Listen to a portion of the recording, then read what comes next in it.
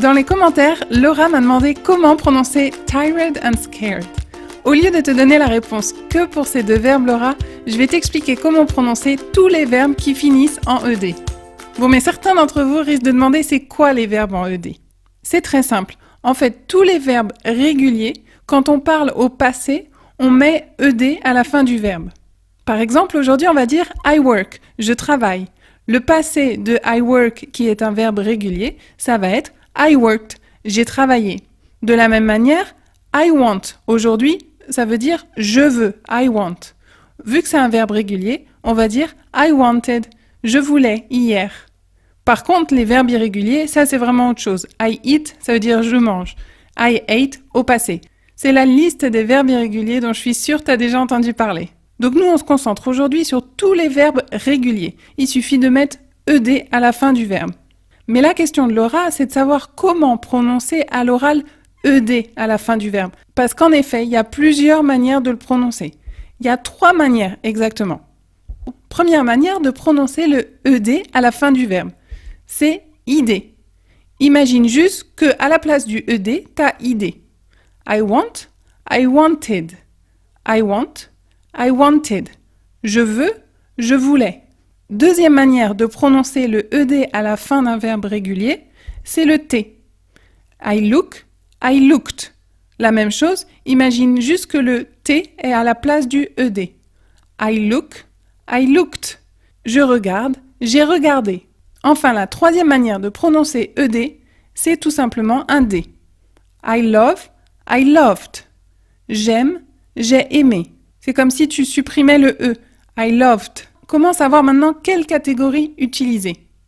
Je vais te donner l'explication qui va marcher dans 95% des cas.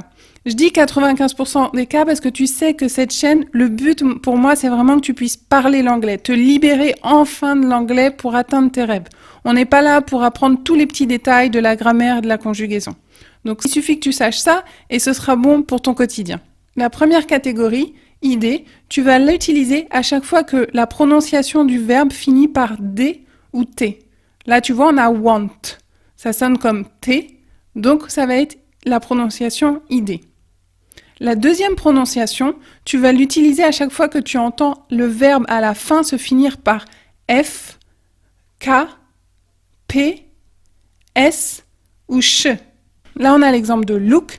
On entend la prononciation K à la fin, donc on va prononcer T pour ED. Looked. Et dans tous les autres cas, tu as juste à prononcer D. Love, c'est un autre cas, loved. Alors attention, une petite précision. J'ai bien dit on fait en fonction du son qu'on entend à la fin du mot. On se fiche de savoir par quelle lettre finit le verbe. Ce qui nous intéresse, c'est de savoir par quel son finit le verbe. Donc si c'est le son K, c'est la deuxième catégorie. Si c'est le son D, c'est la première catégorie. Je vais te montrer d'autres exemples maintenant pour être sûr que c'est bien clair.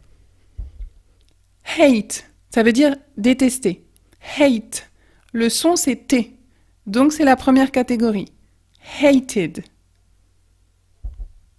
Need, avoir besoin. Need, on entend le D à la fin, donc c'est la première catégorie. Needed. Needed. Want, vouloir. Want, c'est un T comme prononciation à la fin, donc c'est toujours la première catégorie. Wanted. Wanted. Deuxième catégorie. Talk. Talk. Talked. Talked. Parler. Stop. Stopped. Miss. Missed. Troisième catégorie, maintenant avec tous les autres types de prononciation. Love. Loved. Carry. Carried. Join. Joined. Pour les deux premières catégories, je me suis dit que ce serait peut-être difficile pour toi de te rappeler. La première catégorie, c'est D et T. La deuxième catégorie, c'est F, K, P, S, CH. Ça peut être compliqué de s'en rappeler. Du coup, j'ai essayé de trouver un petit moyen mémotechnique. Alors, je suis désolée, ça vaut ce que ça vaut. Si ça peut t'aider, tant mieux. Si ça t'aide pas, oublie ça. La première catégorie, c'est comme si tu avais le mot d'entier. D et T. Si le verbe finit par une de ces deux prononciations, donc c'est ID. La deuxième catégorie, ça vaut ce que ça vaut. Pense à couper, casser, fâcher. Alors je sais pas, tu t'es coupé le doigt, t'as cassé ton iPhone, donc t'es fâché. Couper, casser, fâcher. T'as le son K, donc comme je t'ai dit, on s'en fiche de la lettre. Là par exemple c'est un C. Mais on s'en fiche, ce qui nous intéresse, nous, c'est la prononciation, le son. Donc on a bien le son K, on a bien le son F, fâché, on a le son P, coupé, et on a le son S et ch. Et enfin, comme on l'a dit, les autres catégories, c'est toutes les autres catégories. À toi maintenant de t'entraîner. Je t'ai mis quelques verbes. À toi de voir comment faudrait les prononcer. Tu peux me le dire dans les commentaires et je t'aiderai si je vois que c'est pas bon.